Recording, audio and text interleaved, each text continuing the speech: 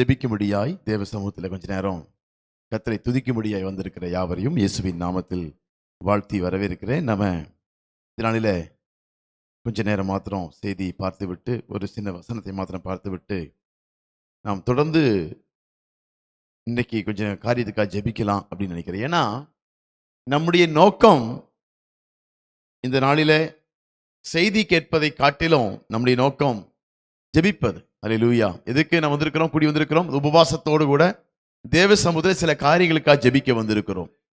ஜெபம்தான் ஒரு வாழ்க்கையில மாற்றத்தை கொடுக்கும். ஒரு தேசத்திற்கு, சபைக்கு, குடும்பத்திற்கு ஆசீர்வாதமாக இருக்கிறதுக்கு வாய்க்காலா இருப்பது ஜெபம் தானே தவிர அந்த ஜெபத்தை தூண்டக்கூடிய சில ஆலோசனைகள், சில செய்திகள், சில வார்த்தைகள் தான் இங்கே கொடுக்கப்படுகிறது தவிர இதற்கு மூல காரணமாக இருக்கிற அந்த ஜெபத்தை முன் கொண்டு வர்றதுக்கான காரியங்கள் தான் இங்கே நம்ம சொல்லப்படுகிறோமே தவிர ஒரு ஜெபம் அதற்கு ஒரு செய்தி ஒரு ஜெபத்திற்கு தூண்டக்கூடிய ஒரு ஆயுதமாக இருக்கிறது, அவ்வளவுதான். அல்லேலூயா.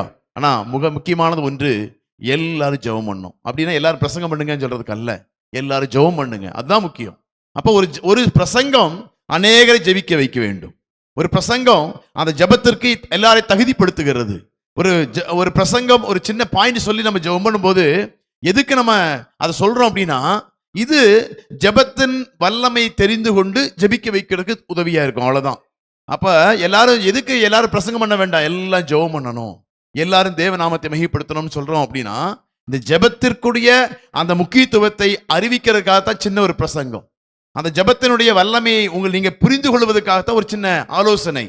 ஆனா ஜெபிக்கணும். ஜெபம்தான் நமக்கு மிக முக்கியமான ஒன்று. அல்லேலூயா. இந்த நாளிலும் அந்த ஜெபத்துல தான் கர்த்தர் எல்லாவற்றையும் வைத்திருக்கிறார்.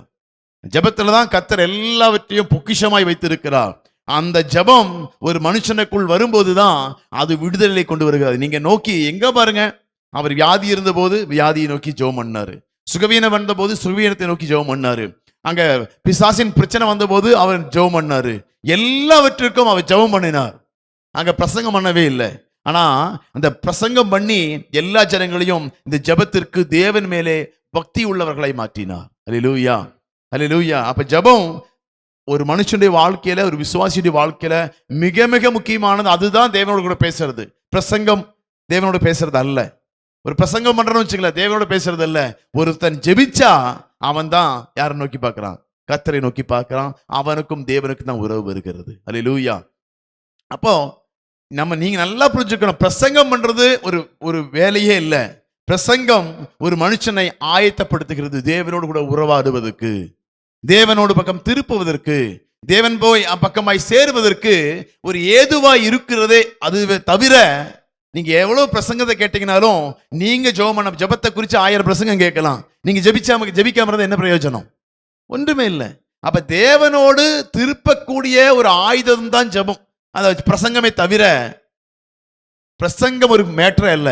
நீங்க தேவனோடு கூட உள்ள உறவை எடுக்கிற ஒரு காரியம்தான் என்னது மிக முக்கியமான ஒரு காரியம். அல்லேலூயா. அப்ப நீங்க யார்? அதனால்தான் விசுவாசிக்கலால் நடக்கக்கூடிய அடையாளங்கள் ஆவன அப்படின்னாரு. ஒரு பிரசங்கம் செய்து அந்த பிரசங்கத்தின் மூலமாய் இயேசுவை ஏற்றுக்கொண்டு நீங்கள் விசுவாசிக்க ஆரம்பிச்சீங்கன்னா நீங்க ஜெபம் பண்ணுனா கர்த்தர் காரியத்தை நடத்துவார். அல்லேலூயா. அப்ப விசுவாசிகளால் நடக்கக்கூடிய அடையாளங்கள் ஆவன அப்படின்னா ஒரு பிரசங்க அது ஒரு ஊழியக்காரனால் சொல்லவே இல்லை. ஏன்னா ஒரு ஊழியக்காரனுடைய வேலை அநேக விசுவாசிகளை ஏற்படுத்த வேண்டியது. ஒரு ஊழியக்காரனுடைய வேலை அவங்க தேவன் பக்கம் திருப்ப வேண்டியது. ஒரு ஊழியக்காரனுடைய வேலை தேவன் மேல நம்பிக்கை வைக்க வேண்டியது, தேவன் செய்ய வல்லவர் என்பதை அறிவிக்க வேண்டிய வேலை. ஆனா விசுவாசிகளால் நடக்கக்கூடிய அடையாளங்கள் ஆவன என்றுதான் வேதம் சொல்லுகிறது. அப்ப விசுவாசி அப்படின்னா அவங்க மிக மிக முக்கியமானது. விசுவாசத்தை உள்ள வைத்துக் கொண்டு நீங்க ஜெபிக்க ஆரம்பிச்சா, நீங்க கை வைக்க ஆரம்பிச்சா, நீங்க சொல்ல ஆரம்பிக்கும் போது கர்த்தர் உங்களை கொண்டுதான் மாற்றங்களை கொடுக்க விரும்புகிறார். அல்லேலூயா. அப்ப நாம நல்லா புரிஞ்சுக்கணும். நான் நல்லா சர்ச்சுக்கு போறேன், நல்லா இது பண்றேன், இதுனா நல்லா வீட்டுல இருந்து ஜெபம் பண்ண ஆரம்பிங்க. நீங்க ஜெபம் பண்ண ஆரம்பிங்க. ஜெபம் தான் முழங்கால்கள் முடங்கும் அப்படிதான் வேதம் சொல்லி இருக்கிறத தவிர எதுக்கு முடங்கும்? பிரசங்கம் பண்றதுக்கு முடங்கும் இல்ல, ஜெபிக்கிறதுக்கு முழங்கும். அதான் சொல்றாரு, என்னை நோக்கி பார். அதுக்கு தான் நீங்க தான் கடவுள் என்று சொல்லி நாம அறிக்கை பண்றதுதான் ஜெபம். நாம அவர்கிட்ட அறிக்கை பண்றது, நம்முடைய தேவைகளை அறிவிக்கிறதா ஜெபம். எனக்கு இதை செய்யுங்க சொல்லி சொல்றதான் ஜெபம். அவரை துதிக்கிறதான் ஜெபம். அவரை ஆராதிக்கிறதான் ஜெபம். அவர் நாமத்தை உயர்த்துவதுதான் ஜெபம். அப்ப எல்லா முழங்கால்களையும் முடங்க பண்ணுகிற பிரசங்கம் தேவை. எல்லா முழங்கால்களையும் மண்டியிட வைக்கிறது ஒரு அறிவு தேவை. அதைத்தான் பிரசங்கம் மூலமாய், அதைத்தான் நம்ம ஒவ்வொரு காரியத்திலும் சொல்லி கொடுத்து கொண்டு இருக்கிறோம். அல்லேலூயா. அப்போ பிரசங்கம் முக்கியம் அல்ல, அதை காட்டிலும் நாம் திருப்பி, அதாவது யாருக்கு பிரசங்கம் அப்படின்னா, உலகத்தில் இருக்கிறவங்களுக்கு பிரசங்கம், ஆதி நாட்கள் வரக்கூடிய ஜனங்களுக்கு பிரசங்கம், அதாவது இன்னும் ஆவிக்குரிய வாழ்க்கை சோர்ந்து போகாமல் இருக்கிறதுக்கு பிரசங்கம், அதை அந்த அடைந்த நிலையை தக்க வைத்துக் கொள்வதற்கு பிரசங்கம். நாம அந்த சோர்வு இல்லாதபடிக்கு தேவனோடு கூட இன்னும் உற்சாகமாய் நாம நேற்று 10 மணி நேரம் ஜெபம் பண்ணோம், இன்னைக்கு 11 மணி நேரம் ஜெபம் பண்றதுக்கு தூண்டுதலாக இருப்பது தான் பிரசங்கம். ஆனா நம் வாழ்க்கையை குறைப்பதற்காக அல்ல. அப்ப மிக மிக முக்கியம். ஏன் நான் கற்றுக்கொண்ட விதத்துல நான் சொல்றேன் உங்களுக்கு, மிக மிக முக்கியமானது வேதம் சொல்லுகிறது, மிக மிக தெளிவாய் சொல்லி இருக்கிறது, ஒருவன் ஜெபத்தில் குறைவாயிருந்தால். அதுதான் தப்பே தவிர ஒருத்தன் பிரசங்கத்துல அப்படிங்கிறதால இல்லை. நீங்க இப்ப ஜபத்திலேயே இந்த பல வெரைட்டி இருக்குது. என்னது? நல்ல ஜெபம் பண்றது, உற்சாகப்படுத்தி 1 மணி நேரம் ஜெபம் பண்ணலாம், உபவாசித்து ஜெபம் பண்ணலாம், ஃபாஸ்டிங் இது ஜெபம் பண்ணலாம், தண்ணி குடிச்சு. நம்முடைய ஜெபத்தின் தன்மைகள் தான் மாறுமே ஒழிய ஜெபம் மாறாது. அல்லேலூயா. அதனால ஜெபம்ங்கிறது மிக பெரிய மாற்றத்தை கொடுக்கக்கூடிய ஒரு பொக்கிஷம், ஒரு வல்லமை உள்ள ஒரு ஆயுதம். அதுக்கு தகுந்த மாதிரி வேற எதுவுமே இல்லை. அப்ப ஒவ்வொரு மனுஷனும் எப்படி தேறின பிள்ளைகளாய் மாறி தன்னுடைய அறிவை அடைந்து கொண்டு அவருடைய சமூகத்தில் அமர நமக்கு அது உதவியா இருக்கிறது. அல்லேலூயா. அப்ப நம்முடைய வாழ்க்கையில என்னது மிக மிக முக்கியமானது? ஜெபம். மிக மிக. அப்போ பிரசங்கம் பண்ணக்கூடியவங்களும் என்ன பண்ணணும்? ஜெபம் பண்ணணும், பைபிள் படிக்கணும். இது தேவனோட உறவு தான் நம்ம சரிப்படுத்தி அவளை மற்றவர்களையும் இழுக்குதே தவிர, யாரா இருந்தாலும் ஊழியக்காரெல்லாம் ஜெபம் பண்ண வேண்டாம், அல்லது புதிய விசுவாசிகள்லாம் ஜெபம் பண்ண வேண்டாம், அல்லது ஒரு 10 வருஷம் ஆயிடுச்சு ஜெபம் பண்ண வேண்டாம் அப்படின்னு வேதம் சொல்லவே இல்லை. எல்லாரும் ஜெபத்திலே உறுதியாய் தரித்திருங்கள். அல்லேலூயா. அப்ப ஜெபம் தான் ஒரு மனுஷன் வாழ்க்கையில மாற்றத்தை கொடுக்கும். அதுதான் நம்முடைய ஆயுதம் என்பதை மறந்து போகக்கூடாது. அல்லேலூயா. நான் 100 பிரசங்கம் பண்ணிட்டேன், 5000 பிரசங்கம் பண்ணிட்டேன் அப்படிங்கிறது ஆயுதமே இல்லை. நான் ஜெபிச்சு அநேக மாற்றங்களை கொடுக்க முடியும் என்கிறது தான் ஒரு மனுஷனுடைய வாழ்க்கையில. அல்லேலூயா. எல்லா விசுவாசிகளையும் திருப்பது, மனதை திருப்பக்கூடிய பிரசங்கங்கள் எதை நோக்கி திருப்பணும் அப்படின்னா தேவனை நோக்கி திருப்பணும். அல்லேலூயா. நீ ஜெபத்தை மாத்திரம் விட்டுறது. ஜெபம் தான். அன்னைக்கு நாம் என்ன பண்ணி வந்திருக்கிறோம்? ஜெபிக்கும்படியே வந்திருக்கிறோம். ஏன் நான் இவ்வளவு தூரம் சொல்றேன் அப்படின்னா, ஒரு ஜெபத்தினுடைய வல்லமையும் ஒரு ஜெபத்தினுடைய நம்ம புரிந்து கொள்ளுதலும் சரியா இருந்துச்சுன்னா உலகத்தை ஜெயிப்பது மிக சிம்பிளான காரியம். அல்லேலூயா. இன்னைக்கு நம்ம எல்லாருடைய ஆவிக்குரியவர்கள் என்று சொல்லக்கூடிய நபர்களுடைய வாழ்க்கையில நாம் பார்க்கக்கூடிய காரியம் என்ன அப்படின்னா, அவர்கள் ஆவிக்குரியவர்களாய் இல்லாதபடிக்கு, சரியான தேவனை குறித்த அறிவில்லாதவர்களாக, இன்றும் அநேக வருடங்கள் ரட்சிக்கப்பட்டு ஆனாலும் தன் தேவன் பக்கம் திரும்பி ஜெபத்தினுடைய வல்லமை புரிந்து கொள்ள முடியாம இன்னும் நாம எப்படி இருக்கிறோம் அப்படின்னா, வர்றோம் போறோம் ஏதோ ஒண்ணு இருக்கிறோம் அப்படின்ட்டு. அதனால தான் பவுல் அவங்களை பார்த்து சொல்லுவாரு, 1 கொரிந்தியர் வாசிக்கலாமா? 1 கொரிந்தியர் 3வது அதிகாரத்துல 1வது வசனத்தை வாசிக்கலாம். மேலும் சகோதரரே, நான் உங்களை ஆவிக்குரியவர்கள் என்று எண்ணி உங்களுடனே பேசக்கூடாமல் மாம்சத்துக்குரியவர்கள் என்றும் கிறிஸ்துவுக்குள் குழந்தைகள் என்றும் எண்ணி பேச வேண்டியதா இருக்கிறது. அப்போ இந்த பவுல் ஒரு ஆலோசனை சொல்றாரு. என்னன்னா, மேலும் சகோதரரே, நான் உங்களை ஆவிக்குரியவர்கள் என்று எண்ணி உங்களுடன் பேசக்கூடாமல் மாம்சத்துக்குரியவர்கள் என்று எண்ணி கிறிஸ்துவுக்குள் குழந்தைகள் என்றும் எண்ணி பேச வேண்டியதா இருக்கிறது. அல்லேலூயா. இந்த குழந்தையுடைய தன்மை நம்ம ஒரு மனுஷனுக்குள் காணப்பட்டதுன்னா அவர்களை யாரு என்று சொல்லி பவுல் சொல்றாருன்னா மாம்சத்துக்குரியவர்கள் என்று சொல்லி அங்கே பார்க்கிறோம். அப்போ இங்க அவர் என்னவா எதிர்பார்த்தார் அப்படின்னா, ஆவிக்குரியவர்களாய் எதிர்பார்த்தார் அவர். ஆனா அங்க எதிர்பார்த்தது விளைவு என்ன அப்படின்னா, அவர்கள் மாம்சத்துக்குரியவர்களாய் குழந்தைக்குரியவர்களாய் இருக்கிறார்கள். குழந்தையுடைய சிந்தை எப்படி இருக்கும், குழந்தையுடைய எண்ணம் எப்படி இருக்கும், அந்த மாதிரி. அதாவது குழந்தைகளுடைய எண்ணங்களும் வளர்ந்தவருடைய எண்ணங்களும் ரெண்டுக்கு வித்தியாசம் இருக்குது. அப்படித்தானே? இப்ப குழந்தையுடைய எண்ணம் அப்படின்னா, ஒரு குழந்தை கூப்பிட்டு, ஏய் நீ நாளைக்கு சம்பாரிச்சு நல்ல பெரிய வீடெல்லாம் கட்டி அங்க என்ன பண்ணணும், நீ நல்லா வாழணும் அப்படின்னா, அப்ப அவன் சொல்லுவான், ஆமா நான் வீடெல்லாம் வாங்கி கட்டி ஃபுல்லா சாக்லேட் வாங்கி நிறைச்சு வச்சு என்ன பண்ணுவேன், சாப்பிட்டு இருப்பேன். அவனோட எண்ணம் நீ பின்னால வந்து நீ என்ன பண்ணணும் அப்படின்னா, ஆமா அந்த இடத்துல நிறைய கார் வாங்கி, பொம்மை கார் வாங்கி நிறுத்தி எல்லா ஷெல்ஃப்லயும் வச்சுட்டு இருப்பேன் அப்படின்னு அவன் வந்து வீடு கட்டணும்னு எண்ணம் இருக்கும். ஆனா அவனுடைய எண்ணம் என்ன இருக்கும்? அதுக்கப்புறம் அவனுடைய மனசு எப்படி இருக்குன்னா, குவாலிட்டி, அதாவது சாக்லேட்டு, காரு, பொம்மை, அந்த மாதிரி. என்னதான் நம்ம அவனுடைய பின்னால காரியத்தை சொன்னாலும் புரிந்து கொள்ளவோ, வீடு எதற்கு, குடும்பம் என்ன, அவனுக்கு ஒண்ணுமே தெரியாது. அப்ப இவன்கிட்ட போய் ஒரு வீட்டெல்லாம் கட்டி நம்ம பண்ணணும் அப்படின்னு சொன்னா இவன் என்ன நினைப்பானா, ஆமா நல்லா பண்ணணும், பெரிய காரு வாங்கி அதுல என்ன பண்ணுவேன், எல்லாரும் ஏற்றிட்டு போவேன்பான். ஏன்னா அவனுக்கு தெரியாது. அப்ப கார்ல 4 பேர் தான் உட்கார முடியும், 5 பேர் தான் உட்கார முடியும் தெரியாது அவன். அப்ப அதை குறித்தான அறிவு இல்லாதனால அவனுடைய எண்ணங்களும் சிந்தைகளும் எப்படி இருக்குது அப்படின்னா, அவனுடைய எண்ணங்கள் எல்லாம் மாம்சத்துக்கு, அதாவது குழந்தைக்குரியதா இருக்குது. இதே சமயம் ஒரு 18-20 வயசுக்கு மேல ஆட்களுக்கு நம்ம சொல்லும் போது, நல்ல ஒரு வீட்டை கட்டி நீ சம்பாரிச்சு வீட்டை கட்டணும்னு, ஆமா எங்க அப்பா அம்மாவை நான் தான் பாத்துக்கணும், எங்க வீட்டுல எல்லா பொறுப்பையும் நான் தான் பாத்துக்கணும், நான் வந்ததுக்கு அப்புறம் எங்க வீட்டுல காரை வாங்கி நிறுத்தி எல்லாத்தையும் கூட்டிட்டு போவேன், வருவேன், அதே மாதிரி எல்லாருக்கும் தேவையானதை வாங்கி கொடுப்பேன், எங்க அண்ணனை நான் பாத்துக்குவேன், எங்க அக்காவை நான் பாத்துக்குவேன், எல்லாம் நான் பொறுப்போட பேசுவேன். பாத்தீங்களா, இதுதான் வளர்ந்தவர்களுக்கும் இந்த குழந்தைக்கும் உள்ள வித்தியாசம். அப்ப சிந்தையிலே அவர்களுக்கு இன்னும் என்னன்னா, அவர்களுக்கு இப்ப சாக்லேட்டும் இப்ப காரும் தான் அவர்களுடைய முக்கியம். இதைத்தான் பவுல் சொன்னாரு, நான் உங்களை எப்படி பார்க்கிறேன் அப்படின்னா, நான் சொல்ற பிரசங்கங்கள், நான் சொல்ற காரியங்கள் எல்லாம் நீங்க மெச்சூரிட்டி ஆகி தேவனோடு கூட உறவாடி தேவனுடைய ரகசியங்களை அறிந்து கொண்டு நீங்க அதை மாதிரி சிந்திப்பீங்கன்னு நினைச்சா, நீங்க எனக்கு ஆண்டவரே இது இல்லை அது இல்லை அதை பண்ணிட்டு இருக்கிறீங்க, எனக்கு இதுதான் வேணும், நான் இன்னைக்கும் இப்படி ஒரு நாள் உங்களை ஆலயத்துக்கு வந்து என்ன ஆக போகுது அப்படின்னு சொல்லி நாம உலகத்துக்குரிய காரியத்தை பேசிட்டு இருக்கிறோம். கர்த்தர் நீ கேளு, நீ கட்டளையிடு, நான் என்னது இந்த ராஜ்யத்தின் பகுதி கேட்டாலும் தருவேன்னு சொல்லி சொல்ற மாதிரி, நீ என்னை நோக்கி பார்த்து நீ சொல்ல வேண்டியதெல்லாம் செய்யி, உன்னுடைய வாக்கின் மூலமாய் நீ சொல்றக்கூடிய காரியத்தை செய்வேன் அப்படிங்கிறாரு. நாம எனக்கே ஒண்ணும் கிடைக்கல, நான் போய் என்ன மற்றவர்களுக்கு அப்படிங்கிற மாதிரி நம்முடைய சிந்தைகள் எப்படி இருக்குது அப்படின்னு ரொம்ப கீழ்த்தனமாக. அதான் பவுல் சொல்றாரு, மேலும் சகோதரே நான் உங்களை ஆவிக்குரியவர்கள் என்று எண்ணி உங்களுடனே பேசக்கூடாமல் மாம்சத்துக்குரியவர்கள் என்றும் கிறிஸ்துவுக்குள் குழந்தைகள் என்றும் எண்ணி பேச வேண்டியதா இருக்கிறது. அடுத்த வசனம் வாசிக்கலாம். நீங்கள் பலன் இல்லாதவர்களானதால் போஜனம் கொடாமல் பாலை குடிக்க கொடுத்தேன்,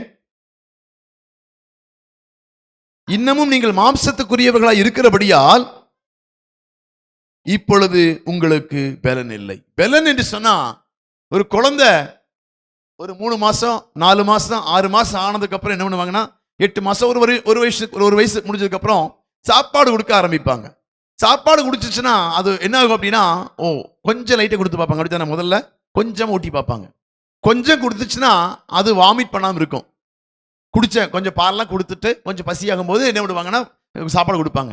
கொஞ்சம் கொடுக்கும்போது வாமிட் பண்ணாமல் இருந்துச்சுன்னா என்ன பண்ணுவாங்கன்னா, அடுத்த நேரம் சாப்பாடு கொடுப்பாங்க, ராய்க்குள் கொடுப்பாங்க, இந்த மாதிரி செர்லாக் கொடுப்பாங்க, இந்த மாதிரி சின்ன சின்ன ஐட்டம் கொடுப்பாங்க.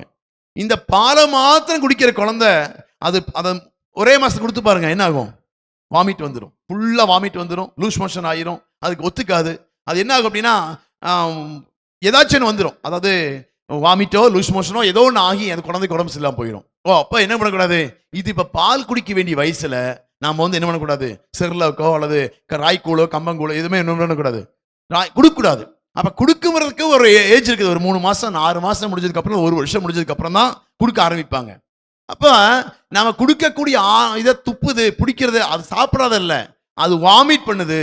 சாப்பிட உள்ள போனதுக்கு அப்படியே எடுத்து எல்லாத்தையும் வாமிட் பண்ணிடுது, அப்படியே லூஸ் மோஷன் ஆகி போயிருது. அப்படின்னா அதுக்கு இன்னும் தன்னுடைய சரீரம் அந்த திடமான உணவுகளை உள்ளக்கூடிய அளவுக்கு பலன் கொள்ளவில்லை. இன்னும் அதனுடைய அவயவங்கள் எல்லாம் செரிமானத்துக்கு தக்கதாக இன்னும் அது உருமாறவில்லை, பலன் கொள்ளவில்லை என்பதை நாம் புரிந்து கொண்டு அதை பாலை தான் கொடுத்துட்டு இருப்பாங்க. எப்ப கொஞ்சம் இடைக்கிடைக்கு டெஸ்ட் பண்ணிட்டே இருப்பாங்க, அது ஒன்னும் லூஸ் மோஷன் ஆகல, ஒன்னு வயித்தால ஒன்று போகிறது இல்லை, ஒன்று வாந்தி எடுக்கிறது இல்லை அப்படின்னு இடைக்கிடையே பார்த்துட்டே இருப்பாங்க. எப்பெல்லாம் அது லூஸ் மோஷன் ஆகுதோ, வாமிட் எடுத்துட்டு இருக்குதோ, அது வரை டெஸ்ட் பண்ணிட்டு விட்டுருவாங்க. அப்ப எப்ப அது வாமிட் பண்ணாம இருக்குது, அதுக்கு உடம்பு சரியில்லாம போகாம இருக்குது அப்படின்னா உடனே அதை ஊட்ட ஆரம்பிப்பாங்க. இப்படிதான் பவுல் சொல்றாரு, நான் இத்தனை நாளும் கொடுத்துட்டு பாலவே கொடுத்துட்டு இருந்தேன், கொஞ்சோன்னு வாயில் வைக்க முடியும், என்ன பண்றீங்க, வாமிட் பண்றீங்க. அப்படியே நீங்க கொஞ்சோன்னு உங்களுக்கு நீங்க பக்தி குறிகளை நடந்து கொள்ள வேண்டும் என்று சொல்லும் போது, ஐயோ எனக்கெல்லாம் முடியாது என்ன பண்ற, அப்படியே நீங்க எது கழிச்சு துப்புறீங்க. அப்படியே உங்களுக்குள்ள உள்ள போனா அந்த அவயவத்துக்குள்ள போய் அப்படியே லூஸ் மோஷன் ஆக்கி விட்டுறது, அப்படியே வாமிட் பண்ணி விட்டுறது. உங்கள் அவயவங்கள் இன்னும் பலன் கொள்ளவில்லை, நம்ம உறுப்புகள் இன்னும் சரியா இல்ல, நம்முடைய சிந்தைகள் இன்னும் உறுப்புகள் அவர் நம்ம சாப்பாட்டுக்கு சொல்லுவோம், நம்முடைய சிந்தைகள் இன்னும் தேவனுக்குள் வளரவில்லை. அந்த சிந்தை என்ன இருக்குது, தேவனுக்குள்ள இன்னும் அந்த வளர்ச்சி இல்லாதனால, அந்த தேவனுடைய வசனத்தை புரிஞ்சு கொள்ள முடியாதனால, அந்த அளவுக்கு உங்களுடைய தேவ அறிவு உங்களுக்கு பெருகாதனால, நீங்க இன்னும் குழந்தைகளைப் போலவே சின்ன சின்ன ஆண்டவரே எனக்கு அதை பண்ணுங்க, இதை பண்ணுங்க, அப்படி பண்ணுங்க, இப்படி பண்ணுங்க சொல்லி தான் ஜெபம் பண்றீங்களே தவிர, உங்களுக்கு ஜெபத்துல மாற்றம் இல்லை, உங்க பார்வையில மாற்றம் இல்லை, உங்க செயல்களில மாற்றம் இல்லை, இன்னும் குழந்தைகளைப் போலவே இருக்கிறீர்கள். அல்லேலூயா. குழந்தை என்ன பண்ணும் அப்படின்னா, ஒரு மெச்சூரிட்டி இருக்காது. வரும், சாப்பிடும், இருக்கும், தூங்கும், எந்திரிக்கும், அதுக்கு ஒரு கடமையும் இல்லை. வரும், சாப்பிடும், என்ன பண்ணும், கொஞ்ச நேரம் விளையாடும், படுத்து தூங்கும், எந்திரிக்கும், சாப்பிடும், விளையாடும். அதுதான் குழந்தையோடது. ஆனா அதே சமயம் கொஞ்சம் வளர்ந்தனுடைய வேலை அப்படின்னா, வீட்டில் கொஞ்சம் வேலைகளை செய்து கொடுக்கும். என்ன பண்ணும், பாத்திரம் கழுவி கொடுக்கும், கூட்டி கொடுக்கும், இந்த மாதிரி சின்ன சின்ன வேலைகளை கொடுக்கும். ஒரு 18 வயசு 20 வயசு தாண்டதுக்கு அப்புறம் போய் சம்பாரிச்சு கொண்டு வந்து குடும்பத்தை நடத்துறதுக்கு உதவியா இருக்கும். அப்பாவும் சம்பாதிப்பாரு, அம்மாவும் ஒரு வேலை சம்பாதிக்கலாம். ஆனா குழந்தையும் சின்ன சின்ன உதவிகளை செய்து நமக்கு சம்பாதிச்சு, இதுதான் வளர்ச்சிக்கு ஏதுவானது. அப்ப நாம சபையிலிருந்து வளர்றோமே, நீங்க என்ன எங்களுக்கு உண்டாக்கி கொடுக்குறீங்க சொல்லுங்க? என்ன நீங்க சபைக்கு நீங்க சப்போர்ட் பண்றீங்க? சபைக்கு நீங்க எதுல தாங்குறீங்க? எதுக்கு உதவியா இருக்கிறீங்க? மற்றவங்களும் வர்றாங்க போறாங்க, நீங்களும் வர்றீங்க போறீங்க. அப்ப நம்முடைய வாழ்க்கையில மற்றவங்களை நல்ல குழந்தைகளா இருக்கிறாங்க, ஒரு ஸ்பெஷலா கர்த்தர் வந்து அழைச்சு வச்சிருக்காரு. நம்முடைய வேலை என்ன? இது ஆவிக்குரிய விஷயமா நான் பேசுறேன் நான். அப்ப நாம இன்னும் குழந்தைகளைப் போலவே இன்னும் சிந்தித்து கொண்டு, இன்னும் குழந்தைகளைப் போலவே மெச்சூரிட்டி இல்லாம, சொல்ல போனா மூல வளர்ச்சி இல்லாம, அது சரீர வளர்ச்சி இல்லாம இருக்குது, நாம மூல வளர்ச்சி இல்லாம இருக்கிறோம். ரெண்டுக்கு வித்தியாசம் அதுதான். நம்முடைய அறிவு தேவன் பக்கமாய் வளர்ந்திருக்க வேண்டும். தேவனுடைய விசுவாசத்திலும் தேவனுடைய காரியத்திலும் நம்முடைய சிந்தை ஜெபத்திலே உறுதியாய் தரித்திருந்து சிலரை பெற்றுக்கொள்ளக்கூடியதா இருக்கணும். தேவன் சமூகத்தில் முழங்கால் முடக்கக்கூடியதா இருக்கணும். சில காரியத்துக்கு தேவனை ஏவுகிறதா இருக்கணும். நம்முடைய ஜெபம், நம்முடைய ஆவிக்குரிய வாழ்க்கை ஆண்டவர் சமூகத்தில் முழங்கால முடக்கி, ஆண்டவரே என் தேசத்தில் ஒரு மாற்றம் வர வேண்டும், என் சபையில் ஒரு மாற்றம் வர வேண்டும், என் குடும்பத்தில் மாற்றம் வர வேண்டும் என்று சொல்லி தேவ சமூகத்தில் மன்றாடுகளா இருக்க வேண்டும். ஆனா இன்னும் நாம குழந்தைகளைப் போல யோசிக்கிறதும் சிந்திக்கிறதும், மற்றவர்களுக்கும் என்ன இடையில ஒரு கூட்டத்துக்கு வர்றமே தவிர அவர்களுக்கு நம்முடைய சிந்தைக்கு மாற்றமே இல்லை. கர்த்தர் அதான் பவுலுக்கு சொல்றாரு, நான் உங்கள்கிட்ட சிலதை எதிர்பார்க்கிறேன், மற்றவங்களைப் போல அல்ல, உங்களுக்கு சில மாற்றங்களை விரும்புகிறேன். நீங்கள் எப்படி நடந்து கொள்ள வேண்டும், எப்படி சிந்திக்க வேண்டும் என்று விரும்புகிறேன். உங்களுக்குள் இன்னும் சரியான அவயவங்கள் வளர்ச்சி இல்லை, இன்னும் சரியான சிந்தனை வளர்ச்சி இல்லை.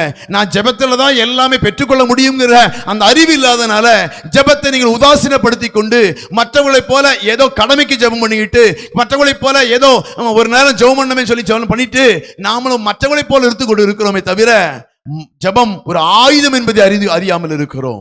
ஜெபம் எல்லாவற்றையும் மாற்றத்தை கொடுக்கக்கூடிய ஒரு ஆயுதம் என்பதை அறியாமல் இருக்கிறோம். அதான் பவுல் அங்கே சொல்லுகிறதை பார்க்கிறோம். அப்ப அவருக்கு ஏன் கோபத்தை இல்ல, நம்முடைய அறியாமையை அங்கே சுட்டி காண்பிக்கிறார். அவர் மேல யாரு மேல வருத்தம் இல்ல, நீங்கள் வளர வேண்டிய ஆட்கள் இன்னும் வளராம இருக்கிறீங்க. உங்க சிந்தைகள் இன்னும், அடுத்த வருஷம் கூடி வாசிக்கலாமே, அடுத்த வருஷம் கூடி வாசிக்கலாம். ஆமா, இன்னும் பொறாமையும் வாக்குவாதமும் பேதகங்களும் உங்களுக்குள் இருக்கிறபடியால் மாம்சத்துக்குரியவர்களாய் இருந்து மனுஷர் மார்க்கமாய் நடக்கிறீர்கள் அல்லவா? நாமெல்லாம் ஆவிக்குரியவர்கள் நடக்க வேண்டியவர்கள், நாமெல்லாம் தேவனுக்கு பிரியமானதை செய்யக்கூடிய பிள்ளைகளை நடக்க வேண்டியவர்கள். நம்முடைய சிந்தையெல்லாம் தேவ சமூகத்தில் சிலரை எதிர்பார்த்து தேவ சமூகத்தில் சிலர் பெற்றுக்கொள்ளக்கூடியதா இருக்க வேண்டியது. ஆனா நம்முடைய சிந்தைகள் இன்னும் மாம்சத்துக்குரியதா இருக்கிறது. அப்ப ஆவியின் சிந்தையோ ஜீவனும் சமாதானமாய் இருக்கிறது. அப்ப சமாதானத்துக்கான வழியை நம்ம தேடுமே தவிர இங்க பொறாமையும் வாக்குவாதத்தையும் தேட மாட்டோம். இது மாம்சத்துக்குரிய சிந்தைக்குரியது. நம் ஆவிக்குரிய வளர்ச்சி நமக்கு வரும்போது நம்முடைய சிந்தை மாறும். நாம் தேவனுடையவர்கள், நாம் கீழ்ப்படிதல் உள்ளவர்கள், தேவன் விரும்புகிற சுவாபத்தை வெளிப்படுத்தக்கூடியவர்கள். அதான் போன வார வியாழக்கிழமை பைபிள் ஸ்டடியில் பார்த்தோம். நம்முடைய கிறிஸ்துவோடு கூட நீங்கள் எழுந்தது உண்டானால் தேவனுடைய வலது பாசத்தில் இருக்கிற மேலானவைகளை நாடுங்கள். நாம் எதற்கு அழைக்கப்பட்டிருக்கிறோம்? நாம் எதனை தெரிந்து கொள்ளப்பட்டிருக்கிறோம்? மேலானவைகளை நாடும்படியாக. தேவனுடைய வலது பரிசுத்தத்தில் இருக்கக்கூடிய அந்த மேன்மையான காரியங்களை நாடும்படியாக அழைக்கப்பட்டிருக்கிறோம். நம்முடைய சிந்தையோ கீழானவைகள் மேல இருக்கிறது, பூமிக்கு அடுத்த காரியத்தில் இருக்குது, மாம்சத்துக்கு அடுத்த காரியத்தில் இருந்து கொண்டு இருக்கிறது. அப்படி நம்முடைய சிந்தைகள் மாற வேண்டும், நம்முடைய எண்ணங்கள் மாற வேண்டும். நம்முடைய தேவைகள் எல்லாம் சந்திக்கிறவர் ஒருவர் இருக்கிறார். நமக்கும் தேவைகள் இருக்குது, நமக்கும் பசி இருக்கு, நம்மளும் சாப்பிடணும், நம்மளும் வேலைக்கு போனோம். ஆனா அந்த மத்தியிலும் கர்த்தர் நம்மை போஷிக்கிறவர் இருக்கிறார். மற்றவங்க எல்லாம் ஐயோ நான் வேலைக்கு போனா தானே சாப்பாடு அப்படின்னு இப்ப இல்ல, நீ ஊழியம் பண்ணாலும் கர்த்தர் சாப்பாடு கொடுப்பார். நாம நம்முடைய வேலைகளை செய்து கொண்டே ஊழியம் பண்ணனாலும் கர்த்தர் நம்முடைய தேவைகளை கர்த்தர் சந்திப்பார். நம் குடும்பங்களையும் பிள்ளைகளை கர்த்தர் பாதுகாப்பார். இந்த அறிவு நமக்கு வரும்போது ஒருவன் தேவனுக்கு நேரத்தை ஒதுக்கிட செலவு செய்ய தீர்மானிப்பான். நம்ம சம்பாதிச்சா தான் நம்ம பிள்ளைகளுக்கு, நம்ம சம்பாதிச்சா தான் நம்முடைய இதுக்கு, நம்ம சம்பாதிச்சா தான் அப்படின்னு நினைக்கிறல்ல.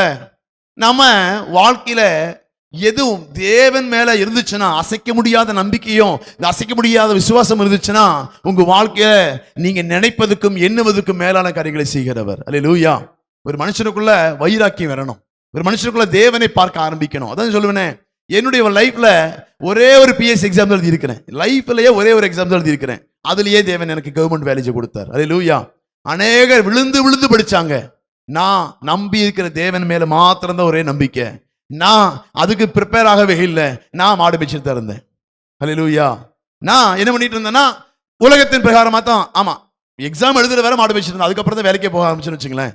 ஆனா நான் எதுக்கும் அவ்வளவு ஒன்றும் ப்ரிப்பேர் ஆகல. தேவன் மேல மாத்திரம் தான் விசுவாசம், தேவன் மேல மாத்திரம் தான் அசைக்க முடியாத நம்பிக்கை, தேவன் மேல மாத்திரம் தான் தேவனுக்கு பிரியமாய் செய்ய வேண்டும் இருக்கிற அந்த நாள. வேலை எப்ப முடியுமோ அதுக்கப்புறம் ஊழியம் தான், வேலை எப்ப முடியுமோ அதுக்கப்புறம் ஆத்மாதாயம் தான், வேலை எப்ப முடியுமோ அதுக்கப்புறம் ஜெபம் தான், வேலை எப்ப முடியுமோ அதுக்கப்புறம் பைபிள் ரீடிங் தான். வேலை மாடு மேய்க்க போனாலும் அங்க பைபிள் ரீடிங் தான், அந்த இடத்துல போனாலும் எங்க போனாலும் தேவனை மாத்திரம் தான் அறிகிற அறிவு. நமக்கு அந்த வாஞ்சை மாத்திரம் இருந்துச்சுன்னா நம்முடைய தேவைகளை சந்திக்கிற ஒரு தேவன் இருக்கிறார். அல்லேலூயா. நம்ம எல்லாம் நினைக்கிறோம் எதிர்காலத்துக்கு வேண்டி நம்ம சேர்த்து வைக்கிறதுக்கும் எதிர்காலத்துக்கு வேண்டி நம்ம இது பண்ணிட்டு தான் இருக்கிறோமே ஒழிய, நம்முடைய சிந்தை தேவன் மேலே வளராதபடினால நம்முடைய எண்ணங்கள் இன்னும் குழந்தைகளுக்கு ஏற்றபடியாக, மாம்சத்துக்கு ஏற்றபடியான சிந்தைகளோடு கூட இன்னும் ஜெபத்தை புறக்கணிக்கிறவர்களாக இருந்து கொண்டிருக்கிறோம். சில உபாதைகள் வரும்போது, சில முடியாமைகள் வரும்போது, சில சரியான வழிநடத்தல் இல்லாத போது நாம இன்னும் அந்த ஜெபத்தின் மேல இருக்கக்கூடிய வல்லமை தெரிந்து கொள்ளாம ஜெபத்தை புறக்கணிக்கிறவர்களா இருக்கிறோம். நம்முடைய சுயத்தின்படியே ஓடக்கூடிய பிள்ளைகளா இருக்கிறோம். அதான் இன்னும் நீங்கள் அப்பதான் நான் கொஞ்சம் மெச்சூரிட்டியா இருக்குன்னு நினைச்சு பேசிட்டு இருக்கிறேன். அவங்க பார்த்தா சின்ன பிள்ளைங்க மாதிரி விளையாண்டு இருக்கிறாங்க. பவுல் பார்க்கிறாரு, என்னடா இது, நான் நல்ல ஆவிக்குரிய செய்தி கொடுத்துட்டு இருக்கிறேன், சின்ன குழந்தை மாதிரி அப்படித்தான் அவர் பேசுறாரு. நான் உங்களை ஆவிக்குரியவர்கள் என்று பேசிக் கொண்டிருக்கிறேன், நீங்க இன்னும் சின்ன குழந்தைகளை போல கம்ப்ளைண்ட் பண்ணிட்டு இன்னும் அதை பண்ணிட்டு, அதாவது வாக்குவாதம், பொறாம, சண்டை, சச்சரவு உங்களுக்குள்ள இருக்கும்போது நீங்க மன்னிக்கிறவர்களாய் மாற வேண்டும், நீங்க விட்டு கொடுக்கிறவர்களாய் மாற வேண்டும், சிலது சகிக்கக்கூடிய பிள்ளைகளாய் நீங்கள் மாற வேண்டும், சிலதுக்கு ஆலோசனை கொடுக்கக்கூடிய பிள்ளைகளாய் மாற வேண்டும். பவுல் பார்க்கிறாரு அங்க அந்த மெச்சூரிட்டி இல்லை. அதான் அவர் சொல்றாரு, உங்களை ஆவிக்கிறவர்கள் என்று எண்ணாம குழந்தைகளை போல எண்ண வேண்டியதா போயிருச்சு. உங்களுக்குள்ள இன்னும் வாக்குவாதங்கள், இன்னும் குழப்பங்கள், இன்னும் பொறாமைகள், இன்னும் பேதகங்கள் உங்களுக்குள் இருக்கிறபடியால் நீங்கள் மாம்சத்துக்குரியதை சிந்தித்துக் கொண்டிருக்கிறீங்க. மாம்சமும் ரத்தமும் தேவனுடைய ராஜ்யத்தை சுதந்தரிக்க மாட்டாதே. அல்லேலூயா. அப்ப மாம்சமும் அந்த சிந்தையோடு கூட நாம் இருந்தா தேவனுடைய ராஜ்யத்துக்கு அடுத்த எந்த கிரியை நமக்கு வந்து வெளிப்படாது. மாம்ச சிந்தையோடு ஜெபம் பண்ணி பாருங்க, ஒண்ணுமே உங்களுக்கு பெற்றுக்கொள்ள முடியாது. அப்ப மாம்சமும் ரத்தமும் தேவனுடைய ராஜ்யத்தை சுதந்திரவாளியை மாற்ற முடியாது. அப்ப தேவனுடைய ராஜ்யத்துக்குரியதை சுதந்திரிக்க வேண்டும் என்று சொன்னா உங்கள் சிந்தை எப்படி மாறணும்? ஆவிக்குரியதாய் மாற வேண்டும். மாம்சத்துக்குரியதா இருந்தீங்க ஜெபம் பண்ணி பாருங்க, ஆண்டவரே எனக்கு வீடு வேணும், காடு வேணும், அது இதுன்னு சொல்லி பாருங்களேன். என் தேவன் எல்லாம் கொடுக்க வல்லவர். நீங்க ஆத்மாவுக்கு வேண்டி ஜெபம் பண்ணுங்க, நீங்க குடும்பத்தின் சமாதானத்துக்கு வேண்டி ஜெபம் பண்ணுங்க, நாம சபையின் வளர்ச்சிக்கு வேண்டி ஜெபம் பண்ணுங்க, ஆத்மாக்கள் ரட்சிக்கப்படுவதற்காக நீங்க ஜெபம் பண்ணுங்க. நீங்க இப்படி ஜெபம் பண்ணீங்கன்னா முதலாவது தேவனுடைய ராஜ்யத்தும் அவருடைய நீதியும் தேடுங்கள், பின்பு இவைகள் எல்லாம் கொடுக்கப்படும். அவர் உங்களுக்கு தேவை, கண்டிப்பா வீடு வேணும், எல்லாம் உங்களுக்கு சாப்பாடு வேணும், வேலை வேணும், அதுக்கான வருமானங்கள் வேணும், எல்லாம் வேணும். ஆனா நம்முடைய சிந்தை மாம்சமும் ரத்தமும் தேவனுடைய ராஜ்யத்தை சுதந்திரிக்க மாட்டாது. நம்முடைய சிந்தை தேவனுக்கு அடுத்த காரியத்தை சிந்திக்கும் போது, அவர் நம்முடைய தேவனுக்குரியதை நாம சிந்திக்கும் போது நம்ம மாம்சத்துக்குரியதை அவர் சந்திப்பார். அல்லேலூயா. சிந்தை மாறணும், நம்ம எண்ணங்கள் மாறணும். ஐயோ எனக்கு கஷ்டமா இருக்குது, எல்லா கஷ்டமும் வேதனையும் அறிந்திருக்கிறவர் அவர். அல்லேலூயா. நம்முடைய சிந்தைகள் தேவன் பக்கமாய் வளர்ச்சி அடைய வேண்டும். நம்ம சிந்தைகள், எண்ணங்கள், அதுக்காக ஜெபம் பண்றோம். இப்ப எல்லாரும் ஏன் ஜெபம் பண்றது இல்ல? ஏன்? அவங்களுக்கு வேலை அதிகமா இருக்குது, நேரமே இல்லை, பைபிள் படிக்க முடியல.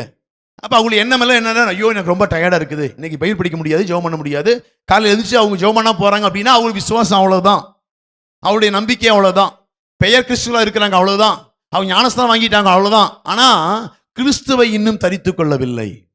கிறிஸ்துவை தரித்துக் கொண்டா கிறிஸ்து நமக்குள்ள இருந்து செயல்பட ஆரம்பிப்பார். கிறிஸ்துவை நீங்க ஏற்றுக்கொண்டீங்கன்னா அதான் தான் அவர், நான் போய் வேறொரு தேற்றவாளனை அனுப்புவேன், அவர் வந்து உங்களுக்கு நான் கற்றுக் கொடுத்த எல்லாவற்றையும் போதித்து நடத்துவார். அவர் நடத்தக்கூடிய ஆவியானவர். இன்னைக்கு ஆவியானவருக்கும் கிறிஸ்துவுக்கும் வேலையே இல்லை. நாம மாம்சத்துக்குரிய காரியத்திலே சிந்தித்துக் கொண்டிருக்கிறோம். அதான் பவுல் அங்கே சொல்றாரு, பொறாமையும் வாக்குவாதங்களும் பேதகங்களும் உங்களுக்குள் இருக்கிறபடியால் நீங்கள் மாம்சத்துக்குள்ளாய் இருந்து மனுஷ மார்க்கமாய் நடக்கிறீர்கள் அல்லவா. அடுத்த வசனம் வாசிக்கலாம்.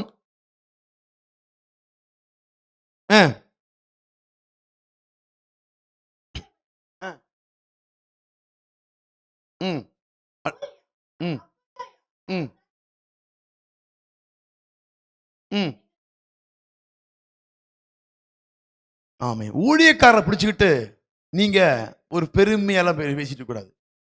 ஊழியக்காரர் சொல்றாரு பாருங்க, நீங்க அப்பல்லோ யார், பவுல் யார், தேவனால் என்ன பண்ணாங்க? ஊழியக்காரர் தானே. விசுவாசத்தை தூண்டிவிடக்கூடிய ஆயுதம், அவ்வளவுதான். அப்ப அவங்கள அப்படி சொல்லிட்டாங்க, இப்படி சொல்லிட்டாங்க, அவங்க தான் அதல்ல. நாம் அதான் அதை நல்ல அவசரம் பாருங்க. அதை நான் சொன்ன ஃபர்ஸ்ட் சொன்ன காரியத்தை வந்து பார்த்தீங்களா, நீங்கள் விசுவாசிக்கிறதுக்கு ஏதுவாய் இருந்த ஊழியக்காரர், ஜெபத்தை தூண்டக்கூடிய ஒரு வார்த்தை சொல்லிக் கொடுக்கக்கூடிய பிரசங்கிக்கக்கூடிய ஒரு ஆட்கள் தானே. உங்க விசுவாசத்தை துண்டிக்கக்கூடிய வார்த்தைகளை கொடுக்கக்கூடிய அவர்கள் தானே. அப்ப யாரை கர்த்தர் உருவாக்குறார்னா, ஒரு நல்ல விசுவாச வீரர்களை உருவாக்க ஆயுதமாய் அவர்களை பயன்படுத்துகிறார். அப்ப நாம தான் ஆயுதமாய் மாற வேண்டும். ஆயுதமா உருவாக்குறதுக்கு அவர்களை என்ன பண்றாரு, அவங்களும் விசுவாசிகளா இருந்து, அவர்களும் ரட்சிக்கப்பட்டு, அவர்களும் வேதத்தை வாசிச்சு, அவர்களும் ஜெபித்து ஒரு தேறின பிள்ளைகளாய் மாறின போது அவர்களை போதிக்கிறதுக்கு கர்த்தர் வைத்திருக்கிறார். ஆனா நீங்களும் அந்த ஜெபத்திலும் விசுவாசத்திலும் அதில் எல்லாம் நீங்க தேறின பிள்ளைகளாய் மாறி தேவருக்கு பிரியமாய் நடந்து கொள்ள வேண்டுமே தவிர நீங்க ஊழியக்காரருக்கு பிரியமாய் நடந்து கொள்ளக்கூடாதான். நான் பவுலை சேர்ந்தவன், நான் யாரு அப்பல்லோவை சேர்ந்தவன் என்று சொல்லி ஊழியக்காரனை அவங்க சார்ந்து கொண்டு அவர்களிடத்துல நன்மைகளை பெற்றுக்கொள்ளும் அவங்களுக்கு தகுந்த மாதிரி பேசுறது, இவர் வந்தா இவருக்கு தகுந்த மாதிரி பேசுறது, அப்படி அல்ல. நாம் தேவனுக்கு பிரியமான பிள்ளைகளாய் மாற வேண்டும். அதை கனம் பண்ணணும், அதெல்லாம் நான் சொல்லவே இல்லை. அதுக்கு மேல இந்த ஊழியக்காரர் ஏமாத்துறதுக்கு நிறைய வேஷம் போடுவாங்க தெரியுமா. அவங்க முன்னால ஜெபம் பண்ற மாதிரி, அவங்களுக்கு முன்னால என்ன பைபிள் படிக்கிற மாதிரி, அவங்களுக்கு முன்னால ஜெபம், அதெல்லாம் கர்த்தர் அறிந்து கொண்டு இருக்கிறார். இந்த ஊழியக்காரனை பார்த்தா அநேக என்ன பேருக்கு, நிறைய பேருக்கு என்ன ஆவிகள்லாம் வரும். ஊழியக்காரரை பார்க்கும்போது எல்லாம் மாய்மாலமானது, எல்லாம் மாம்சத்துக்குரியது. தேவன் எங்க இருக்கிறாரோ அங்க விடுதலை உண்டு. அல்லேலூயா. அப்ப தேவனுக்கு பயப்படுகிற பயம்தான் ஒரு மனுஷனுக்குள்ள ஒரு பக்தி விருத்தி உண்டாக்குமே தவிர, அவன் ஊழியக்காரர் அந்தக்கு போனதுக்கு அப்புறம் தப்புன்னு ஆரம்பிச்சிருவாங்க. ஊழியக்காரர் அந்தக்கு போனதுக்கு வீட்டுல டிவி ஓடும், அப்படித்தானே. ஊழியக்காரர் வரும்போது வீடு நீட்டா இருக்கும், போனதுக்கு அப்புறம் கலவரமா கிடக்கும், அப்படித்தானே. அப்ப ஊழியக்காரருக்கு பயப்படுறோமா, கர்த்தருக்கு பயப்படுறோம். கர்த்தருக்கு பயம் வந்துச்சுன்னா டிவி ஓடவே செய்யாது, அப்படித்தானே. ஊழியக்காரர் வரும்போது பயபக்தியா பைபிள் படிக்கிறேன் அப்படின்னு சொல்லுவீங்க. ஆனா நீங்க உங்களுக்குள்ள கர்த்தருக்கு பயப்படுற பயம் வந்துச்சுன்னா நீங்க பைபிள் படிக்காம வெளியே போக மாட்டீங்க, நீங்க ஜெபிக்காம போக மாட்டீங்க. இதைத்தான் அங்க பவுல் சொல்றாரு. நம்முடைய பயம் யாருக்கு இருக்கணும் தெரியுமா? ஊழியக்காரர் மேல அதுக்குன்னு பயப்பட வேண்டாம்னு சொல்லல, அதுக்கு மேல கர்த்தருக்கு இருக்கணும். ஊழியக்காரர் மேல இருக்க, அதாவது கொடுக்க வேண்டிய கனத்தை கொடுக்கணும், கொடுக்க வேண்டிய மரியாதை கொடுக்கணும். அப்ப அவங்களுக்கு கனம் பண்ண வேண்டிய விதத்துல பண்ணணும். ஆனா அதுக்கு முன்னால கர்த்தருக்கு பயப்படுகிற பயம் நம்மளுக்குள் காணப்பட வேண்டும். ஒருத்தன் கர்த்தருக்குள் இருந்தால் தான் புது சிருஷ்டியாய் மாறுகிறான். அல்லேலூயா. கார்பெட் சர்ச்சுக்குள்ள இருந்துச்சுன்னா நீங்க புது சிருஷ்டியா மாறுவீங்களா அப்படி கர்த்தர் சொல்லவே இல்லை. ஒரு சபைக்குள்ள நீங்க இருந்தீங்கன்னா புது சிருஷ்டியா மாறுங்கன்னு கர்த்தர் சொல்லவே. கர்த்தருக்குள் இருந்தால் நீங்கள் புது சிருஷ்டியாய் மாறுகிறீர்கள். புதிய மனுஷனை தரித்துக் கொண்டு அவருக்கு பிரியமான வேலைகளை செய்ய ஆரம்பிக்கிறீர்கள். நீங்க பவுலை பிரியப்படுத்த விரும்பினா, நீங்க அப்பல்லோவை பிரியப்படுத்த விரும்பினா, அவர்கள் பார்க்கும்போது அவருக்கு பிரியமாய் நடப்பீர்கள். நீங்க நல்ல காரியத்தை செய்வீங்க. அந்தகம் போனதுக்கப்புறம் முறுமுறுப்பு, அந்தகம் போனதுக்கப்புறம் பொல்லாப்பு, அந்தகம் போனதுக்கப்புறம் பொறாமை, எரிச்சல், அவளை பத்தி இவளை பத்தி குறை சொல்றது. அப்ப நம்முடைய வாழ்க்கை யாரை பார்த்திருக்கணும்னா கிறிஸ்துவை பார்த்திருக்கணும். அதுக்கு கிறிஸ்துவ பக்கம் நடத்தக்கூடிய ஊழியக்கார மேல கனம் இருக்கணும், ஒரு மரியாதை இருக்கணும். ஆனா அதே சமயம் கர்த்தர் மேலதான் எல்லாமே இருக்கும். அதுதான் அஸ்திபாரம். அல்லேலூயா. அதனால தான் அவர் சொல்றாரு, நீங்கள் விசுவாசிக்கிறதுக்கு ஏதுவாயிருந்த ஊழியக்காரர் தானே. அப்ப விசுவாசத்துக்கு ஏதுவாயிருந்த அந்த மனுஷர்களை நீங்கள் கனம் பண்ணணும். அதே சமயம் கர்த்தரைத்தான் நீங்க எல்லாவற்றிலும் பின்பற்றி கொள்ள வேண்டும். அல்லேலூயா. அப்ப நம்முடைய வாழ்க்கையில ஜெபம் என்பது மிக முக்கியமான அத்தியாவசியமான ஒன்று. அதுக்கு விரோதமாய் மாம்சம் எழும்பி போராடும். சில பிரச்சனைகள் வந்து, அவங்க கூட ஜெபம் பண்ண மாட்டேன், நான் இவங்க கூட ஜெபம் பண்ண மாட்டேன். ஏன் வருது? ஏன் வருது? மாம்சம் உள்ள இருந்துச்சுன்னா எல்லாம் வரும். நாம் யார் பிள்ளைக, நாம் யாரு கூட, சில பேர் வந்து பார்த்தீங்கன்னா அவங்களுக்குள்ள என்ன இருக்கும், சண்டையெல்லாம் இருக்கலாம். உடனே 2 பேர் சேர்ந்து ஊழியம் பண்ண போங்க, அவங்க கூட நான் போக மாட்டேன். அப்ப இன்னும் மாம்சத்துக்குரிய காரியத்துக்கே நம்ம விட்டு கொடுக்காம கர்த்தருடைய வல்லமை எப்படி நம்ம போய் வெளிப்படுத்த முடியும்? கண்டிப்பா முடியாது. நம்முடைய சிந்தைகள் மாற வேண்டும். நம்ம யாரு, நம்முடைய மேல பொறுப்பு என்ன, நம்ம எதுக்கு அழைச்சி வச்சிருக்காங்க, எதுக்கு நமக்கு சில ஊழியங்களை கையில் கொடுத்துருக்காங்க, நம்ம வந்து எதுக்கு நம்ம மற்றவங்க எல்லாம் இருக்கும்போது நம்ம கையில கர்த்தர் ஏன் கொடுக்குறாருன்னா, இது நம்ம உண்டு பண்ணதில்ல, கர்த்தர் சில பொறுப்புகளை கொடுக்கும்படியாய் நியமித்து வைத்திருக்கிறோம். அப்ப எல்லாம் வரும்போது அதை என்ன பண்ணணும் அப்படின்னா, கர்த்தருக்கு முதல்ல பயப்படணும், 2வது ஊழியக்காரருக்கு பயந்து நம்ம அதை செய்யணும். கொடுக்கப்பட்ட ஆலோசனை எப்படி போய் செய்யலாமா வேண்டாமா அப்படின்னு சொல்லி கொடுக்கப்பட்ட ஊழியக்கார்ட்ட ஆலோசித்து விட்டு நீங்க எல்லாம் செய்யணும். நீங்க ஊழியம் பண்ண போறது தப்பே இல்லை. ஆனா அதாவது பொறுப்பு கொடுக்கப்பட்ட அவர்களுடைய அறிந்து நம்ம செய்யணும். அதான் விரும்புறோம். கர்த்தர் வந்து அவருடைய ஊழியம் தான். ஆனா அதுக்கு சில நியமங்களை வச்சிருக்காரு, சில சட்டத்திட்டங்களை வச்சிருக்காரு. சில பேர் நியமிக்க, அப்ப நாங்க ஏன் ஒருத்தர் சில பேர் நியமிக்கிறாங்க அப்படின்னா, அவங்க உங்களுடைய இஷ்டத்தின்படியா கர்த்தரை அனுப்பிட்டாரு, கொடுத்துட்டு அந்த பொறுப்பை கொடுத்துட்டாரு, நான் இஷ்டத்தின்படி போவேன் அப்படிங்கிறதுக்காக நாம் கர்த்தர் அனுமதிச்சிருக்கிறாரு. அவர் இவர் மூலமா தான் நான் அழைத்த ஊழியத்துக்கு பிரித்து விடுங்கள் என்று சொல்லி சொல்றாரு, பவுலையும் இவரையும். அப்ப அந்த ஊழியக்காரர் அனுப்பும் போது அவர்கள் அப்போஸ்தலருக்கு கீழ்ப்படிந்து தான் ஊழியம் பண்ணாங்க. பாருங்க, பவுல் எங்க போய் ஊழியம் பண்ணிட்டு வந்தாலும் அப்போஸ்தலர் வந்து ஆலோசனை கேட்டு போவாங்க. அப்போ ஒருத்தர் நியமிக்கப்படும் போது அவர்களுக்கு கீழ்த்து தான் ஊழியம் பண்ணமே தவிர, என்னை கர்த்தர் அழைச்சிட்டாரு நீங்க போனீங்கன்னா அது காணாத மாடு கம்பல் முந்த மாதிரி தான். என்ன ஆயிரும்? போய் அங்க பட்டு இங்க பட்டு அடிபட்டு உதப்பட்டு எல்லாம் திரும்பி தான் வரும். அப்ப நம்ம அதான் சொல்றேன், நம்ம அழைத்த தேவனுக்கு அந்த கீழ்ப்படிந்து அது உண்மையை உத்தமமான செய்யும் போது இன்னும் வல்லமையாய் வரங்களை கொடுத்து கர்த்தர் அலங்கரித்து நம்மை பயன்படுத்துவார். அல்லேலூயா. அப்ப மாம்ச சிந்தை சில பேர் பாரு, அவங்களெல்லாம் உருவாக்கிட்டாரு, நாங்களாம் அதுக்கு முன்னால வந்தவங்க, நாங்களாம் அதுக்கு பின்னால வந்தவங்க, நிறைய தேவையில்லாத குழப்பங்களை உள்ள உண்டு பண்ணும். நீ ஒழுக்கா இருந்த உன்னை உண்டாக்கியிருப்பார்கள் ஆண்டவர், ஏன் உன்னை அனுப்பலைன்னா நீ உன் கையிருப்புன்னு சரியில்லை, நீ இன்னும் மாம்சத்துக்குரியவளை சிந்தித்து கொண்டு மாம்சத்துக்குரிய காரியத்தை செயல்பட்டு கொண்டு இருக்கிற. அப்ப மாம்சத்துக்குரியவளை நம்ம சிந்தித்து கொண்டு மாம்சத்துக்குரியவளை செயல்படுத்தி கொண்டு இருந்தா ஆவியின் கனிகள் நமக்கு வெளிப்படாம, ஆவியின் குணங்கள் நமக்கு வெளிப்படாம கர்த்தர் சிலதெல்லாம் இது பண்ணி பிடிச்சு வைப்பாரு. அதான் முந்தினோர் பிந்தினோர் ஆயும் பிந்தினோர் முந்தினோர் ஆயும் சொல்றாங்கல்ல, எல்லாரும் கர்த்தர் அழைக்கும் போது ஒழுங்கா வந்து நம்ம அதன்படியே நடக்க ஆரம்பிச்சா கர்த்தர் ஏற்ற காலத்திலே நம்மை மாம்சத்துக்குரியவர்கள் அல்ல ஆவிக்குரிய மாற்றி நமக்கு செயல்படும் போது மாம்சத்துக்குரியவர் அல்ல ஆவிக்குரிய கரங்களை கர்த்தர் கொடுப்பார், அதுக்கான கிருபைகளை கர்த்தர் கொடுப்பார். நான் சொல்லுவேனே, எங்க சர்ச்சில் நான் போய் சுவிசேஷம் அறிவிச்சு பாறையில் உட்காந்து ஒரு 3-4 பசங்க பேசிட்டு இருக்காங்க, அவங்கள்ட்ட போய் நான் சுவிசேஷம் அறிவிச்சு, அவங்க எங்க கடவுள இருக்கிறதா, அவன் ஒரு வேலைக்கு போறவன் ஒரு பையன், அவனை போய் பார்த்து பேசி கொண்டு வந்து லாஸ்ட்ல பார்த்தா அவரு எனக்கு அசிஸ்டன்ட் பாஸ்டர், சாரி எனக்கு எங்க பாஸ்டருக்கு அசிஸ்டன்ட் பாஸ்டர். எப்படி இருக்கும்? ரொம்ப சந்தோஷமா இருந்தது எனக்கு. நாமெல்லாம் அந்த பேர், அதாவது சொல்றேன், நான் போய் சுவிசேஷம் அறிவிக்கப்பட்டு சபைக்கு கொண்டு வந்து சேர்த்தி வளர்த்தி அவன் நல்ல தேறின பிள்ளையாய் மாறின போது கர்த்தர் அவர்களை உயர்த்தினார். அவரு இன்னைக்கும் அசிஸ்டன்ட் பாஸ்டரா இருக்காரு. அதான் நான் என்ன சொல்றேன், நம்ம வந்து ஒருவரை ஒருவர் நமக்கு அழைத்த அழைப்பில் அவர் ரொம்ப இன்றைக்கும் நம்மளை அவங்க வீட்டுக்கு போறது வர்றது அவரு எல்லாம் வருவார், நம்ம டெடிகேஷன் வந்து இருந்தாரு, எல்லாத்துக்கும் வருவார். அதான் நான் நினைக்கிறேன், நம்ம எல்லாம் உயர்த்துறது, நம்ம எல்லாம் அங்கே காரியம் செய்யறது, கர்த்தர் அங்கே காரியத்தை செய்கிறவர். அல்லேலூயா. மனுஷனுக்கு முன்பாய் உயர்த்தப்பட்டா மனுஷனுக்கு முன்னாடி தாழ்த்தப்படுவோம். கர்த்தர் நம்மை உயர்த்தாவிட்ட மனுஷன் நம்ம உயர்த்தினா எப்ப வேணாலும் தாழ்ந்து போயிருவோம். கர்த்தர் ஒருவனை உயர்த்து வர அடங்கி காத்திருக்க வேண்டும். அல்லேலூயா. நம்முடைய வாழ்க்கையில அதான் சொல்றேனே, கர்த்தர் கொடுக்கிற அதுக்குன்னு அங்க போய் முன்னால் நிற்கக்கூடிய எல்லாவற்றிலும் இன்னைக்கு என்ன செய்வேன், இன்னைக்கு எங்க சர்ச்சில் என்ன நடக்குன்னு நமக்கு தெரியணும். அதெல்லாம் கேட்பேன், எப்படி போயிட்டு இருக்காங்க, எவ்வளவு விசுவாசி புதுசாக வர்றாங்க, எவ்வளவு வந்திருக்கிறாங்க, யாரெல்லாம் இப்போ நிறைய பேருக்கு தெரியாது, அந்த அளவுக்கு வளர்ந்துருக்குது சபை. நம்ம தான் நம்ம சொல்றோம், நம்முடைய அழைப்பு, நம்முடைய பொறுப்பு, நமக்கு கத்தர் வச்சிருக்கிற ஊழியம் நம்ம என்னவோ அதன்படியாய் ஓடிக்கொண்டே இருக்க வேண்டும். யாரு வர்றா, யாரு வரல, யாரு அங்க முன்னால போறாங்க, யாரு பின்னால வராங்க, அதெல்லாம் நமக்கு தேவை. நம்ம யாரு? கத்தரால் அழைக்கப்பட்டிருக்கிறோம். அதுக்கு என்னை கத்தர் தெரிந்து கொண்டிருக்கிறார். அப்ப அதனாலதான் நான் வந்து கத்தர் எனக்கு கொண்டு வச்சிருக்காரு. அந்த பொறுப்பை உணர்ந்து அதன்படியாய் நம்ம செய்ய ஆரம்பிக்கும் போதுதான் அந்த அழைப்பில நம்ம உறுதியா இருக்கிறோம். கத்தருடைய அந்த அழைப்பில உறுதியா இருக்கிறோம். நம்ம கத்தர் கொடுத்த பொறுப்பில உறுதியா இருக்கிறோம் அர்த்தம். 4 பேர் பார்க்கும் அப்படி இல்லை. நம்ம கத்தருக்கு முன்பா யாரு பாக்குறாங்களோ, சர்ச்சு பாஸ்டர் பாக்குறாரா இல்லையா, அது தேவையே இல்லை. நாம சபையில நமக்கு என்ன கொடுக்கப்பட்டிருக்கிறது அதுல போய் செய்துகிட்டே இருக்கணும். கத்தர் பார்த்து கொண்டே இருக்கிறார். அல்லேலூயா. நம்ம எதுக்கும் யாரை போதிப்படுத்த வேண்டியதில்லை. இன்னைக்கு நம்ம போதிப்படுத்துவீங்க, நாளைக்கு என்ன ஆயிரும்? அப்படியே ஒரு பொறுப்பு கிடைக்காத போது தப்புன்னு விழுந்துருவோம். ஏன்னா கண்டிப்பா ஐயோ நான் நேத்து வந்தவன் அவனெல்லாம் கூட்டு அவர் வேலை சொல்லிட்டு இருக்காரு, என்னைய பயன்படுத்தல அப்படின்னு சொல்லி நீங்க என்ன பண்ணுவீங்க? மாம்சத்துக்குரிய யோசிச்சுட்டு இருப்பீங்க. ஒண்ணு நீங்க கத்தரை மாத்திரம் பிரியப்படுத்த ஆரம்பிச்சீங்கன்னா வேற யாரையும் நம்ம பிரியப்படுத்தவே மாட்டோம். அல்லேலூயா.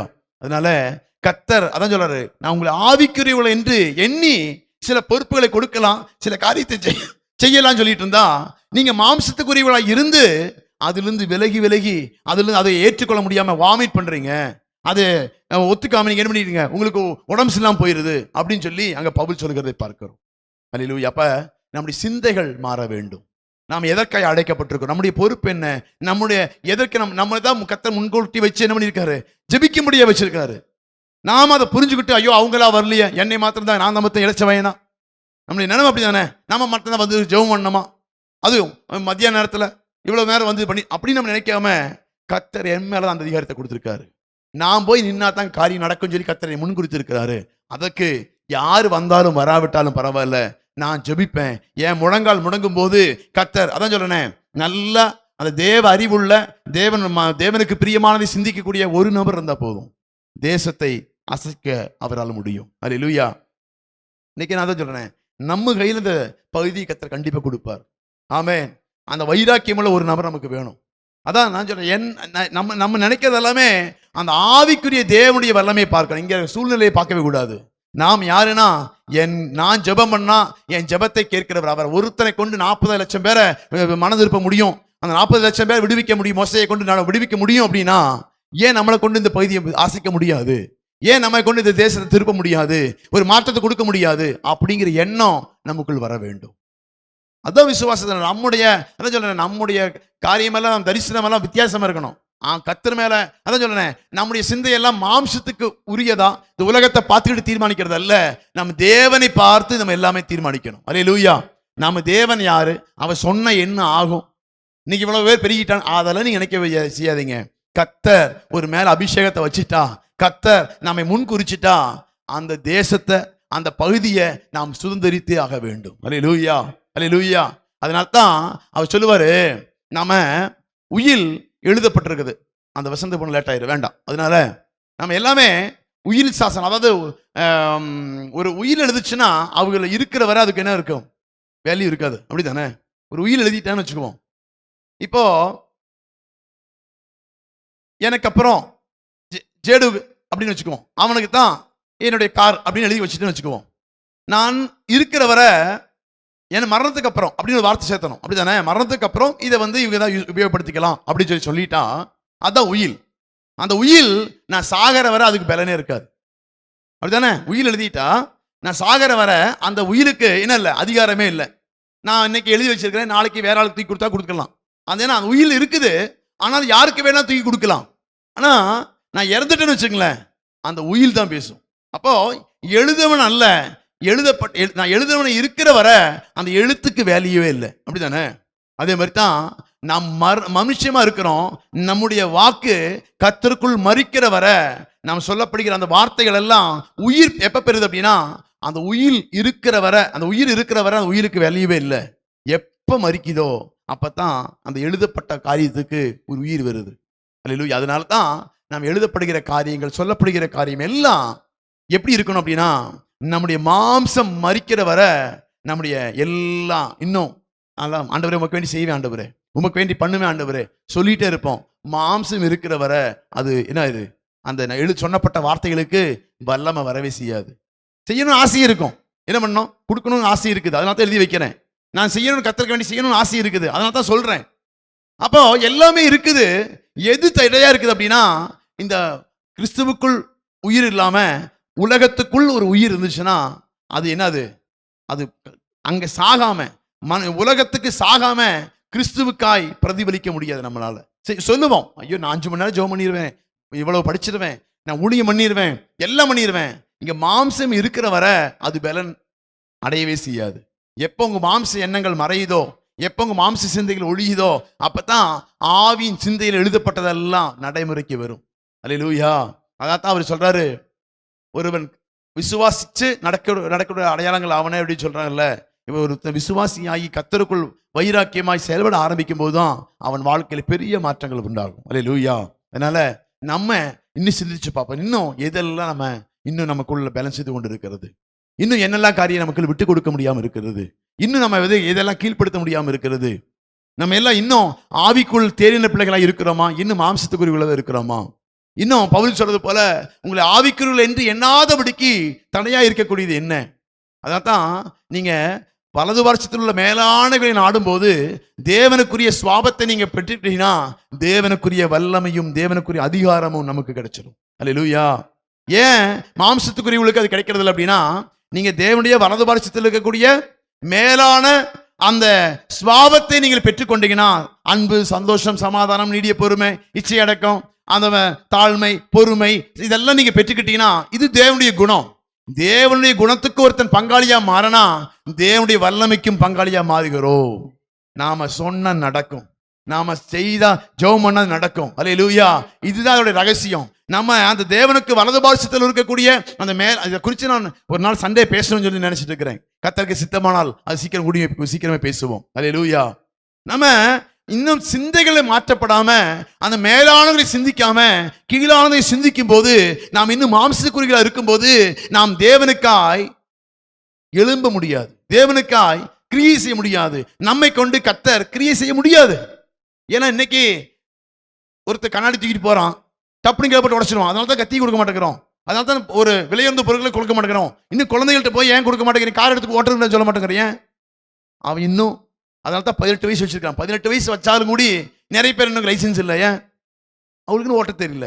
எப்போ ஒருத்தருக்கு ஓட்ட தெரியுதோ அப்பதான் அவனுக்கு கொடுப்போம். அதே மாதிரி நாமும் 18 வயசு இல்லை, 20 வயசு இல்லை, 50 வயசு ஆனாலும் நிறைய பேருக்கு ஓட்ட தெரியுது இல்லை. ஏன்? அவர்கள் இன்னும் அந்த அறிவை அவர்கள் அடையலை. நாமும் கிறிஸ்துவுக்குள் தேறின பிள்ளைகளாய் மாறும்போது உனக்கு 18 வயசுக்கு முன்னாலே நிறைய பேர் இன்னைக்கு டிரைவிங் கற்றுக்கிறாங்கல்ல. ஏன் கர்த்தர் நமக்கு வரங்களுக்கு வல்லமை கொடுக்க மாட்டாரு? இங்கதான் ஏஜ் இருக்குது, நீ இத்தனை வயசுக்கு அப்புறம் தான் வண்டி ஓட்டணும்னு. நீங்க சின்ன வயசா இருந்தாலும் கூடி கர்த்தருக்கு நீங்க மெச்சூரிட்டி ஆயிட்டீங்கன்னா சில அந்த வரங்களை பத்தி கொடுப்பாரு, வல்லமையை பத்தி கொடுப்பாரு, நீ தான் நடத்தடா அப்படின்னு சொல்லி. அப்ப அந்த சிந்தைக்குள்ள உரிய பிள்ளைகளாய் நீங்க மாறினீங்கன்னா அவருக்குரிய சுதந்திரவாளியாய் நம்மை மாக்குவார். அல்லேலூயா. அந்த குணத்துக்குரிய பிள்ளைகளாய் நீங்க மாறினீங்கன்னா அந்த குணத்துக்குரிய அதிகாரத்துக்குரிய பிள்ளைகளாய் நம்மை மாத்துவார். அல்லேலூயா. அந்த தான் நம்ம தேரணும்னு சொல்றோம். அல்லேலூயா. அது பெரிய ஒரு சப்ஜெக்ட், அது அப்படியே போயிட்டே இருக்கணும். நம்ம கர்த்தருக்குள்ள எப்படி வளர்ச்சி அடைஞ்சு நம்முடைய சிந்தைகள் எண்ணங்கள் மாறும்போது எப்படி ஒருத்தன் ஊழிக்கானதான் அந்த பவுலுடைய வல்லம். அது அந்த இதெல்லாம் நீங்க படிச்சு பார்க்கணும். பவுலுடைய வைராக்கியம் எப்படி வந்தது, மாம்சத்துக்குரியவன் இருந்து எப்படி மறிச்சு அவன் வரும்போது அவனுடைய சிந்தைகள் எப்படி மாறிச்சு, அவன் கொண்டு போய் எரிஞ்ச போது அவன் எரிஞ்சு நின்னா பாத்தீங்களா, அதுதான் அவனுக்கு பயங்கரமான ஒரு டுனாமிஸ் பவர்னு சொல்லுவாங்க. அந்த வல்லமையுள்ள வார்த்தைகளுடைய வரக்கூடிய ஒரு வல்லமை அது. அதுக்குள்ள நம்ம வந்துட்டோம்னா ஒரு நாள் நம்ம அசைக்க முடியாது. அல்லேலூயா. சில பிரச்சனைகள் போராட்டங்கள் வரும், ஆனா எதிர்த்து நிற்பவன் ஒருவன் இல்லைன்னா வேதம் சொல்லுகிறது. அல்லேலூயா.